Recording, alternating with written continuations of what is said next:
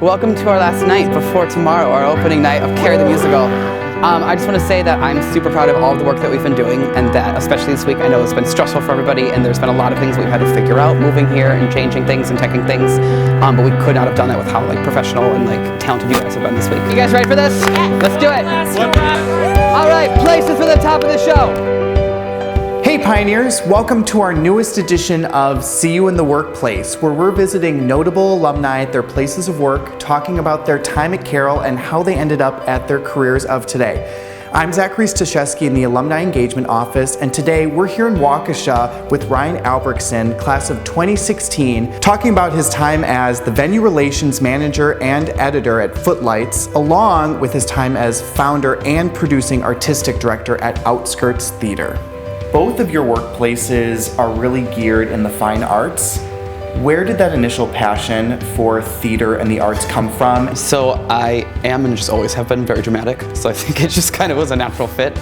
My grandparents were both Carroll alumni from the 60s. Okay, and what are their names? Dan and Sherry Albrechtson. Okay. My grandpa's a musician, and so all growing up, I would go see him play, and they would take us to see shows. What did your grandpa play? He is a jazz piano player. I was in choir and did shows and stuff when I was a kid, and then got into high school and started doing theater. They've always been supportive of me in the arts my whole life. And where did you go to high school? Waukesha South. So you're local. Yes. This is your community. Born and raised, yep. Okay. When I was first looking at schools, I thought I was going to go on a straight musical theater track and perform. And then towards the end of high school, I wasn't totally sure that's what I wanted to do.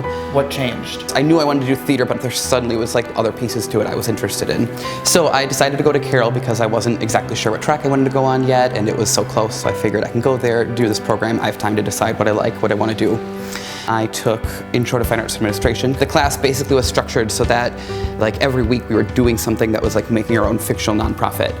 So they came up with a name, came up with a mission, wrote bylaws, planned a season, and so halfway through I was like, I love this, I'm just gonna do it. And so that was the class where Outskirts really was born? Yeah, I remember around the midterm I met with my professor and I was like, I love this and I wanna do it. And so she gave me a book that's Nonprofits for Dummies. Okay. And I went home and I read it and I filled the paperwork out and that was that. Why did you choose to stay in Waukesha? So when we started Outskirts, I think it started in Waukesha because I was at Carroll. So we were just rehearsing in my dorm room and figuring that out. And so I think what I started to realize was that there's this market for it here because there's nothing like what we're doing out this way. And so instead of trying to compete with everybody else and use the same spaces, we sort of refocused and decided to just kind of bring that Milwaukee style, but reframe it so that our mission isn't about everything being super edgy or super topical. Still kind of keep those roots and still keep those values that I think are important to me and my whole team. But the mission is about having opportunities for these emerging artists, because I was just this young person that was doing this and I wanted to, have equally amazing opportunities for other artists that we were working with.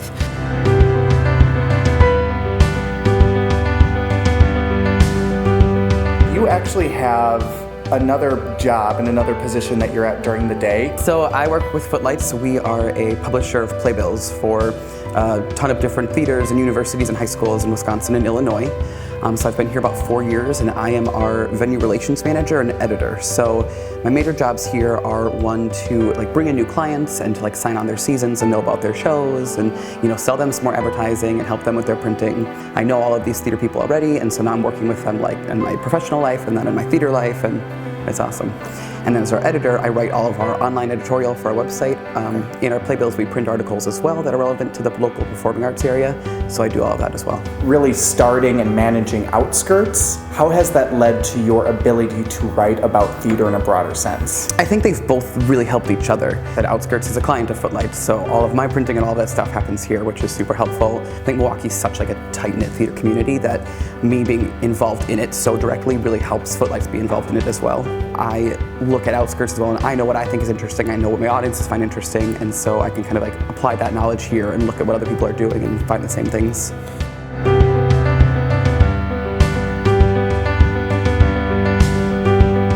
So now at Outskirts, really what does a producing artistic director do? Everything. Okay. So I select our season. I spend a lot of time trying to read new plays and keep, in the currents of like what's happening, finding the designers that I'm going to work with then that will bring that concept to life. I work with the board on budgets. I hire all of the artists and do all of the casting. I direct, not all of the shows, but I either direct a show or hire a director to do that. I do all of our fundraising.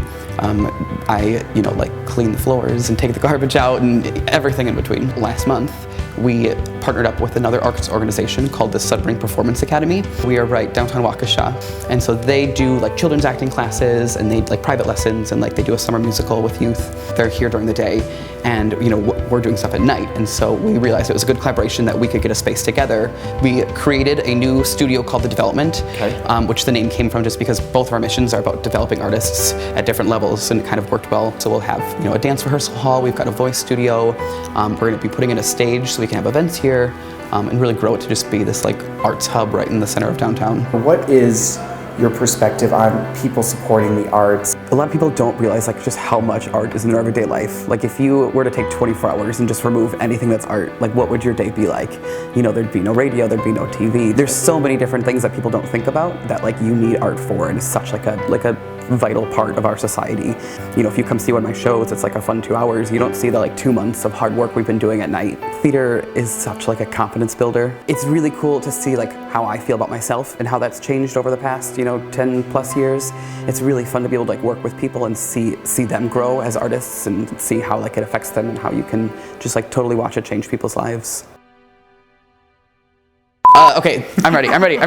Okay. Worst musical movie adaptation? The third remake of Annie, the new one with Cameron Diaz. Oh, yeah. Oh, okay. Best? The best little whorehouse in Texas, hands down.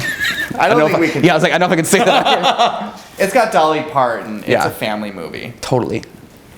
Oh, man.